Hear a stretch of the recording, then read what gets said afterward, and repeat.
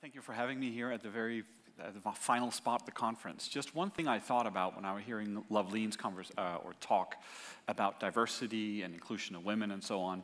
I can tell you in my household, if I listen to my wife and let her take the decisions, efficiency goes up with 50% and happiness in the household by 90%. So I can really tell you that that's something very, very important. I'm going to talk to you today about co-creation, and I understand co-creation as when one or more parties come together and work towards a mutually beneficiary target. So I'll tell you about what I call tales from the trenches. There will be a lot of how to do it and how not to do it, and there will also be some fun examples, and hopefully we'll have a fun time, and I'll be here for questions afterwards. So I think, as you know, I'm probably Danish, and Denmark is a great resource to look at for good examples. I think we're very far ahead with this co-creation. We even tried it here in Norway. We called something, Oslo was usually called Christiania, but now Christiania is this like co-created society inside Copenhagen. And it started pretty well, but it's not always going very well. And that tells you some of the things that you can learn from Denmark, that we try and go to the very forefront, but it's not always working as well as it could be. So today's agenda, I'll talk about my favorite subject to start with. Then I'll go into what co-creation is and some examples. Then I'll look at what I call implications for practice, and that's more like how to do it, when to do it, and some examples from politics as well, as I know a lot of people, you guys, are working in that environment. So without further ado, I'm Danish. Jeg er dansker. Jeg bor i New York. Jeg gør det her på engelsk, fordi så er jeg sikker på, at alle forstår mig, og der kan være lidt problemer med mit Nørrebro dansk nogle gange, så we'll continue in English. I've worked a lot for Lego. I was part of building their co-creation and crowdsourcing practice. I've also jumped out of Lego, and then I've worked with the same kind of crowdsourcing and co-creation, got a startup funded, and been part of selling one as well. And what I specialize in is in co-creation and also bridging the Atlantic, meaning taking US companies here and vice versa. So that's about me. No more about that. So I've worked with this co-creation for a while. I think my first tiptoes in here was when I worked at Habbo Hotel, and I was actually the country manager of Denmark, Norway, and Sweden. So that's the first place where I tried to co-create a computer game. Then I worked for Lego. I built the project Rebrick, which was a way of crowdsourcing interesting content from around the web and tried to leverage that towards Lego's agenda. So that was a different kind of co-creation. Then the most famous thing is the one in the center that's called Lego Ideas. And Lego Ideas is basically, if you have an idea for a Lego product, you can create a prototype, upload it to a platform. When it's on the platform, and if you can generate heat, meaning if you can get 10,000 people to vote for it, Lego will review it and might set it into production. So that's really, a really, really thorough co-creation process where there's both a virtual part and also a physical part. After Lego, I did what's up in the upper right corner, that's Pixable, where we worked with citizen journalism. And after that, I worked with eVote, which is a digital voting platform as well. So I'll show some examples from these areas throughout the presentation. So co-creation, what is it?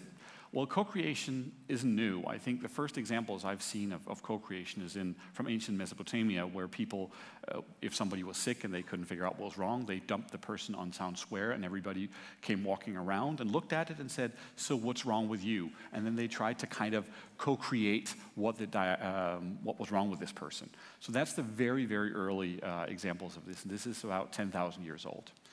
One of the most famous examples you would probably know, and where this kind of wisdom of the crowds come from, is this example of Sunstreak the Bull that was at a town fair in 1911 in Devon, where Sir Francis Galton, one of Darwin's relatives, did a little contest where he asked about 850 people what the weight of this bull was. And then he took all the results, added them together, and divided by the number.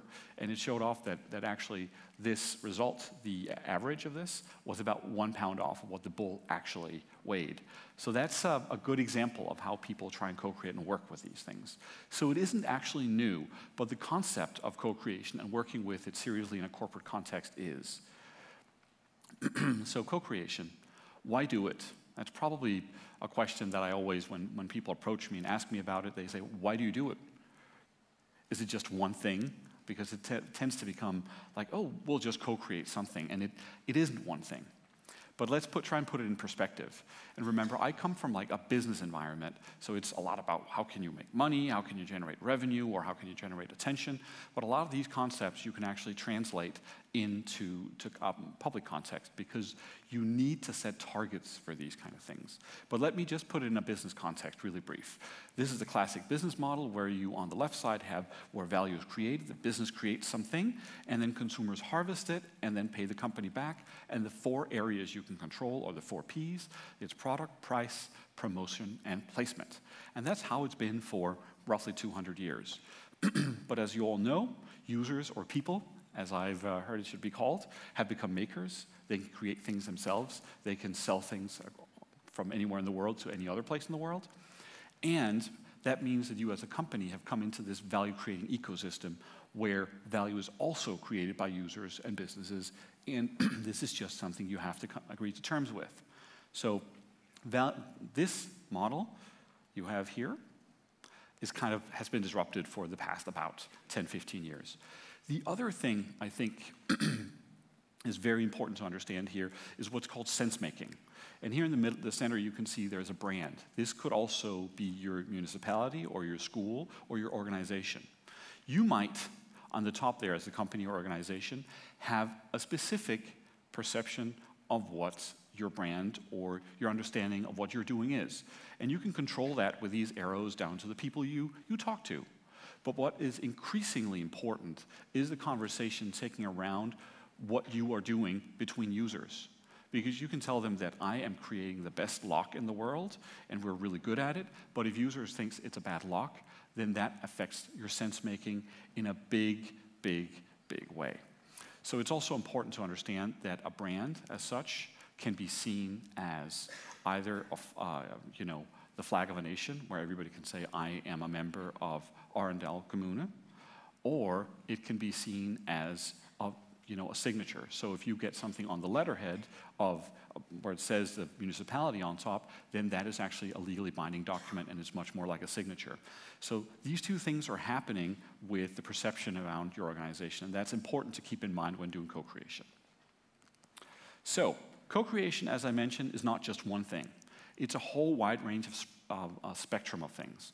So how I usually look at it, I try to create this sliding scale, and it's why there's no model. On the left, we have Emmett from the Lego movie.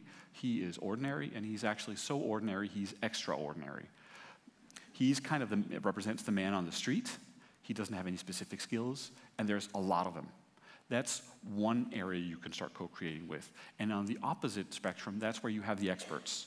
That's the lead users, people with deep, deep knowledge and skills, and the very, very few. So examples of what can go on one end of the spectrum, I would say something like voting on saying should the city hall be yellow or red. That's something everybody can participate in.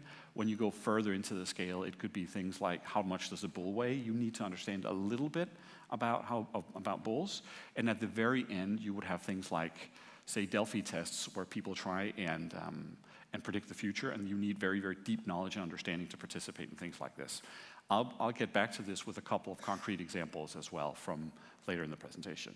So I think it's important when doing co-creation that it is all about the outcome. It's not fun and games.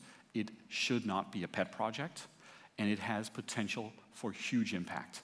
That's something I've seen at Lego and multiple other places where these things, when we at Lego Ideas announced a new product, every time we did that, it was worldwide news, and it sold very, very well.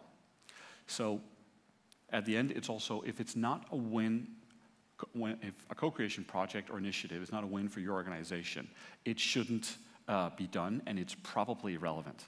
It shouldn't be like a marketing stunt. It should be something that is part of an overarching strategy.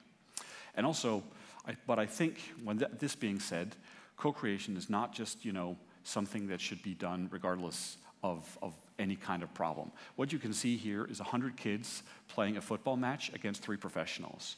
And it gives you an idea of when engaging with a lot of users on something that they're not that good at, they're not really that successful.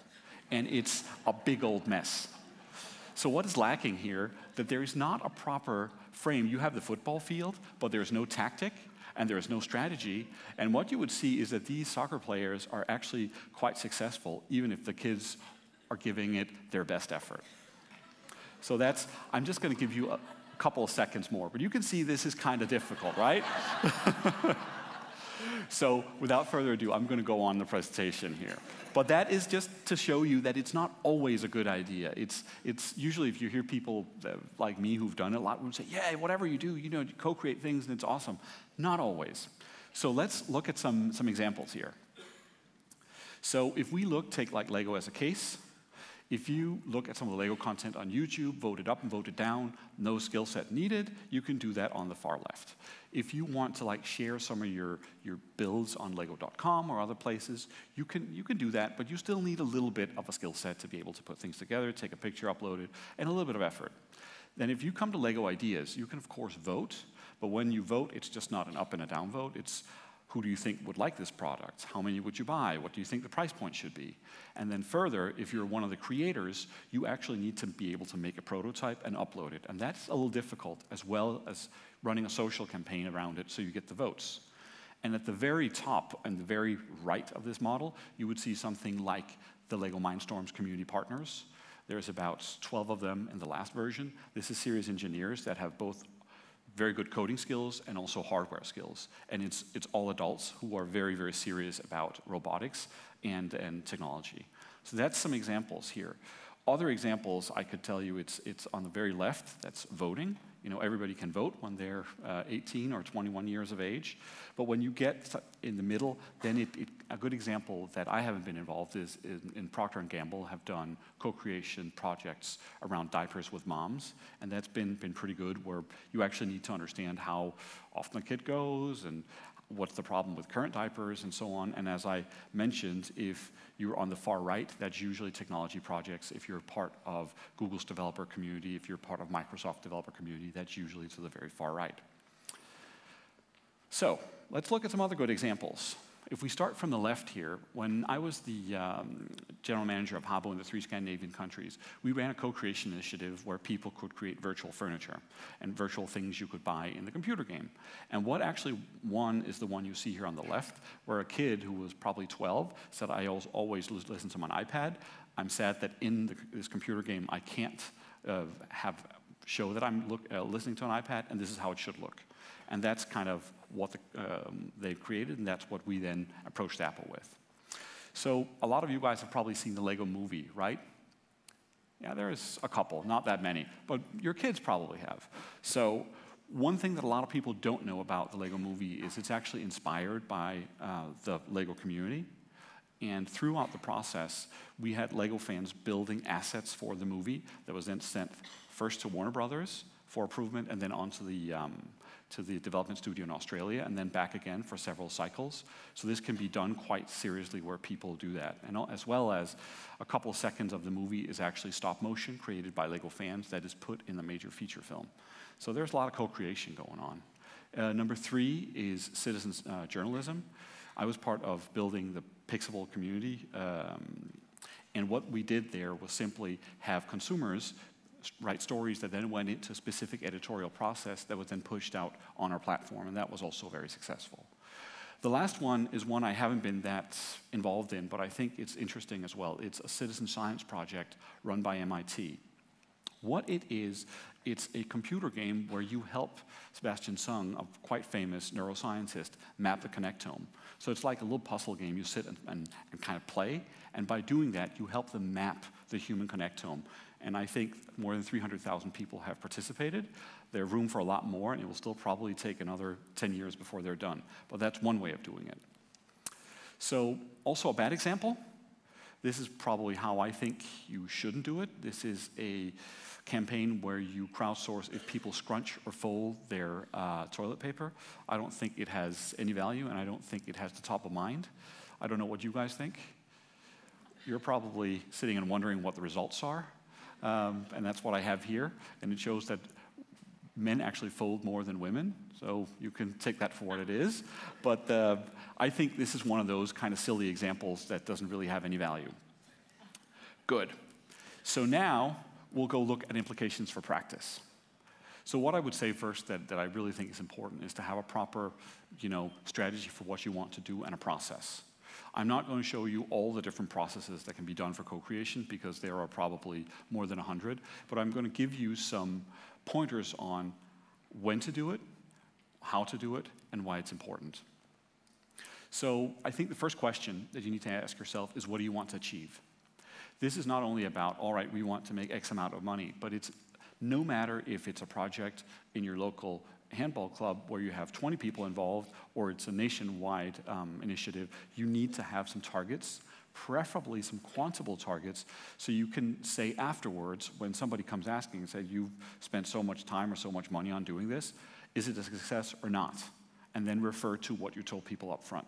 This is sometimes difficult, but ways to measure it can be, of course, value in terms of money or time saved. It could be a number of people engaged. It could be satisfaction. It could be number of ideas.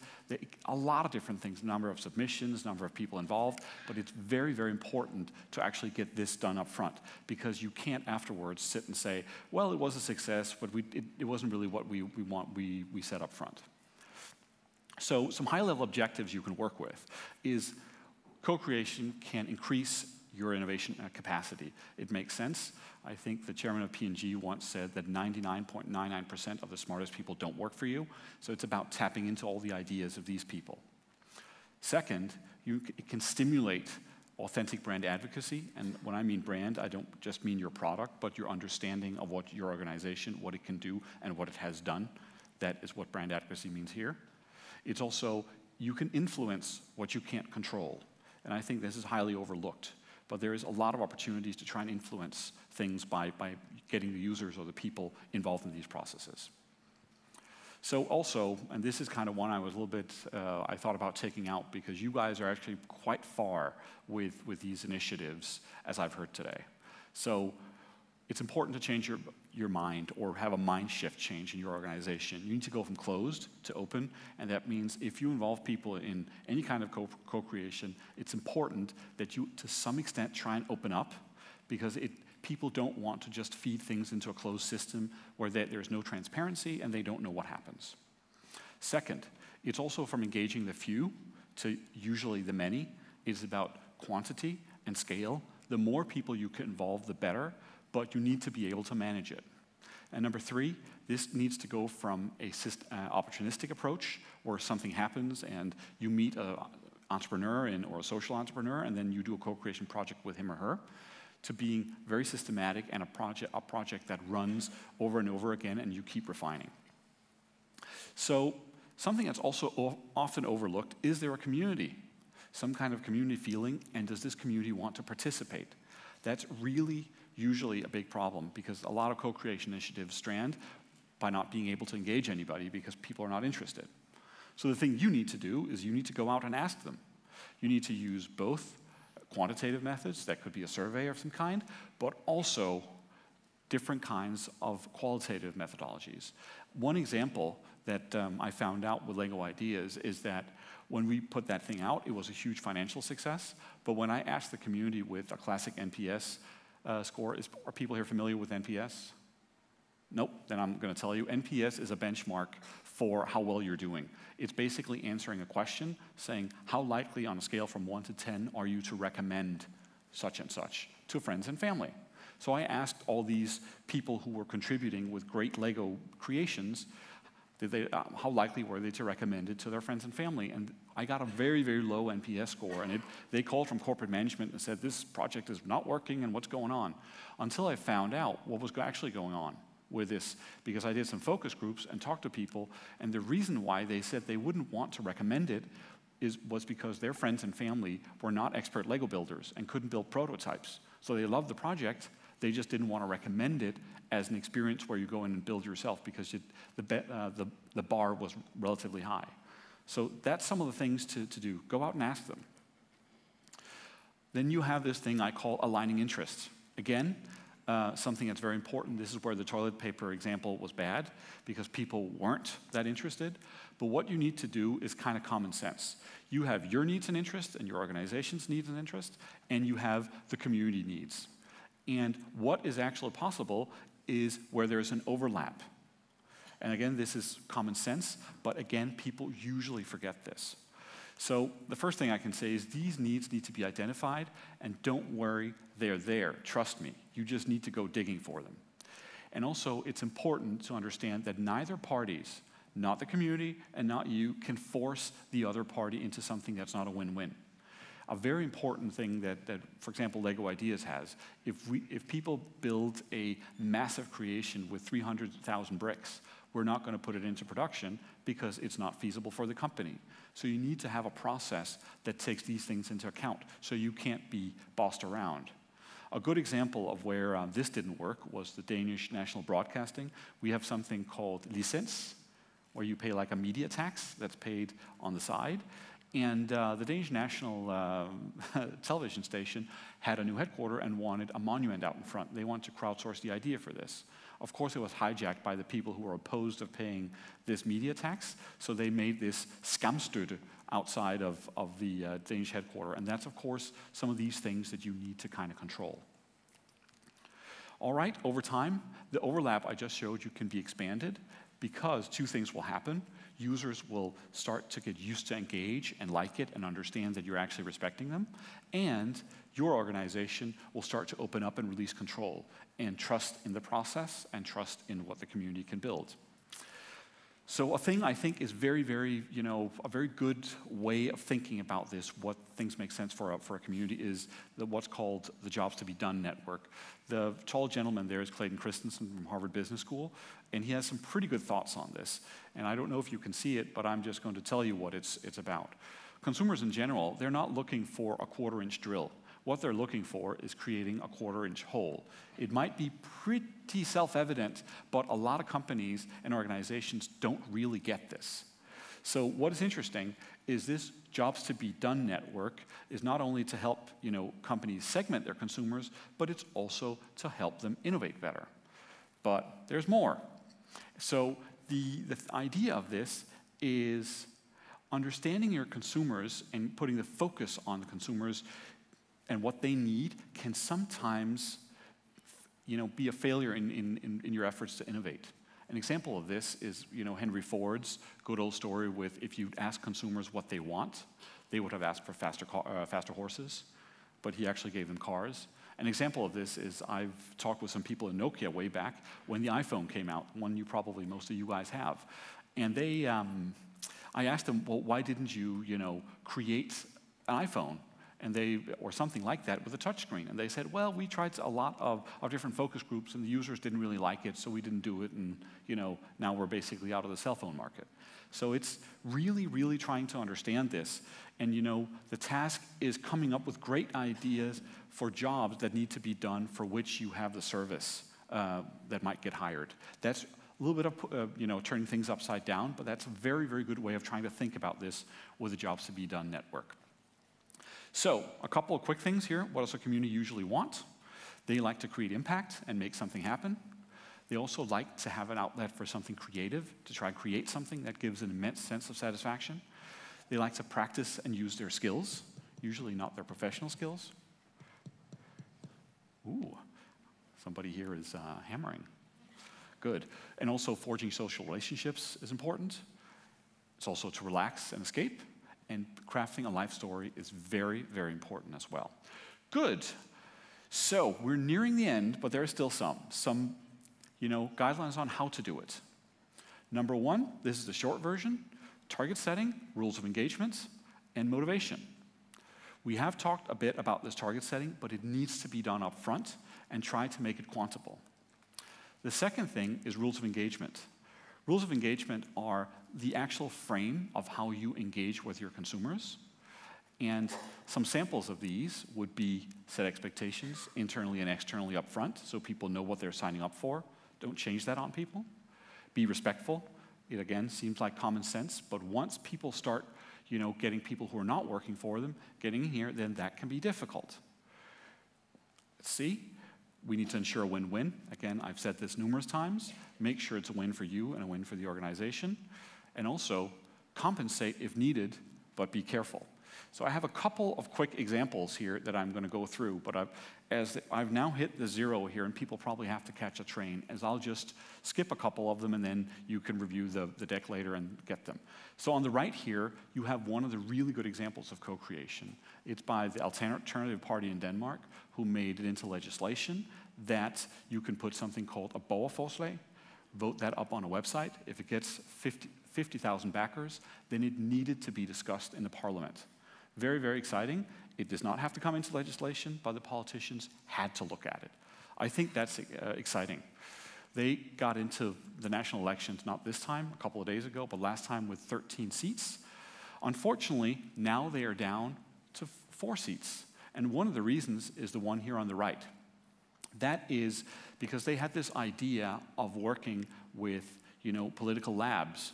But what turned out was actually when they did their lab for foreign policy, they had 300 people working on this for 4 days, and they ended up actually not looking at what their political lab had been doing, but running with something they've written in a vacuum a couple of weeks earlier.